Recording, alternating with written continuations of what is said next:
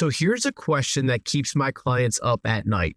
How much money do I need to retire? And if you've Googled this question, you've probably gotten answers like, you need $1 million or 10 times your salary, or maybe 80% of your pre-retirement income. Here's the problem with all of those answers. Well, they're completely useless because the real question isn't how much money you need. It's what that money actually needs to do for your life. And if you want help figuring out your personal number, not a generic rule of thumb, I've put a link in the description where you can schedule time to talk with me. No pressure, just clarity. In this video, I'm going to tell you a story about two couples that completely changed how I think about retirement planning. Because one couple, they had $7 million saved and was in serious trouble. The other had only $400,000 and was completely fine. Let's talk about why. A few years ago, I was working with two different couples at almost the same exact time. Both were just a few years away from retirement. Both had worked hard their entire lives. Both thought that they had a plan. The first couple, let's call them the Smiths, they had done everything right according to conventional wisdom. They had close to $7 million saved for retirement. $7 million. And when they first sat down in my office, they were feeling pretty good about themselves. And honestly, I thought this was going to be a really easy conversation. It wasn't. The second couple, we'll call them the Joneses. They had saved $400,000 for retirement. Now, if you Google how much do I need to retire, that number might make you nervous. It's way less than those rules of thumb suggest, right? But here's where it gets very, very interesting. When I ran the numbers for the Smiths, the couple with $7 million, I had to have a really uncomfortable conversation with them. They were on track to run out of money in their late 70s. You might be thinking to yourself, how is that even possible? Well, here's what I discovered. Their lifestyle was extravagant. We're talking luxury vacations multiple times a year, expensive cars, country club memberships, high-end everything. And they were planning to maintain that same exact lifestyle in retirement. And when I showed them how much money they were actually spending each year and projected that forward, the math just didn't work. $7 million sounds like a lot, and it is a lot, but it's not infinite. Now, the Joneses, with their $400,000, completely different story. They actually had a plan. They had money coming from a pension plan. They owned a couple rental properties that generated income throughout the year. They'd have Social Security. And here's the big thing. They had their spending under control before they retired. They knew exactly what their life cost. They knew what brought them joy, and they weren't penny pinching. They were just intentional with their money. The Joneses weren't in danger of running out of money. They were actually going to be just fine. So, what's the lesson here? The amount you need to retire isn't actually about hitting some magical number. It's about understanding the life you want to build and plan around that.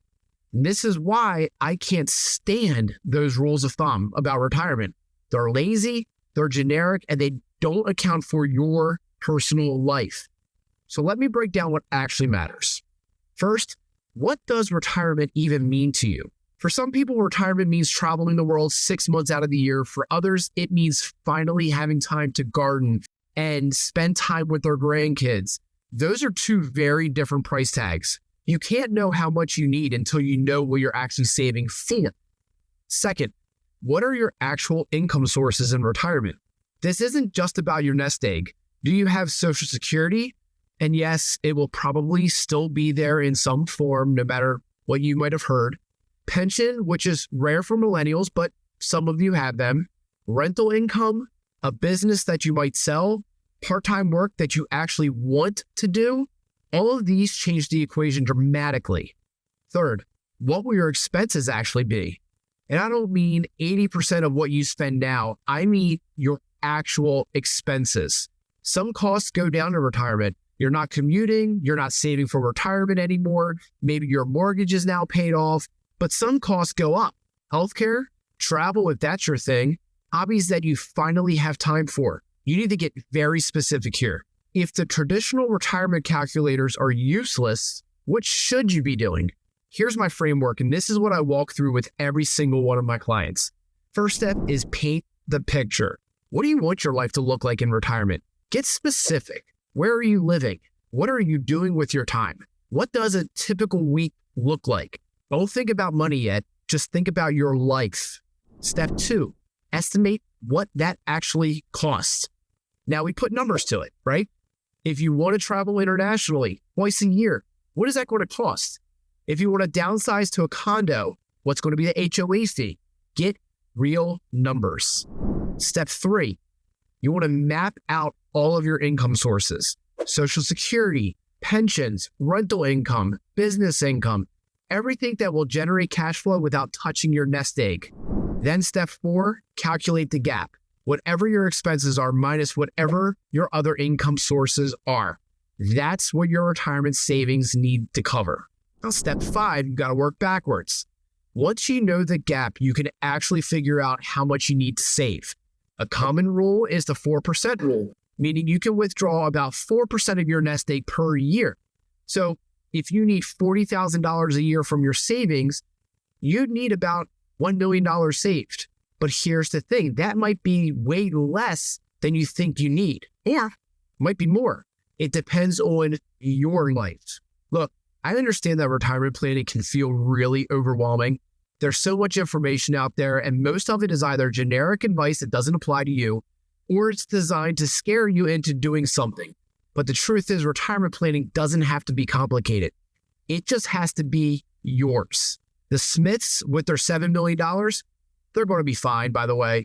We made some adjustments to their spending. We got more strategic about their investments, and now they have a plan that actually works for them. And the Joneses, they retired last year, and they're loving life. The difference wasn't the amount they had saved. It was having a plan that was built for the life they wanted to live. So if you're a millennial parent or a business owner and you feel like you're making good money, but you're feeling anxious about retirement, here's what I want you to remember. You probably need less than you think, or maybe you need more, but you won't know until you get a clear plan on what you're actually retiring to. And if you want help figure that out, that's literally what I do. I help millennials create plans that let them enjoy life today while building toward the future they actually want. So if you found this helpful, hit that subscribe button. I share stories and strategies like this to help you cut through the financial noise all the time.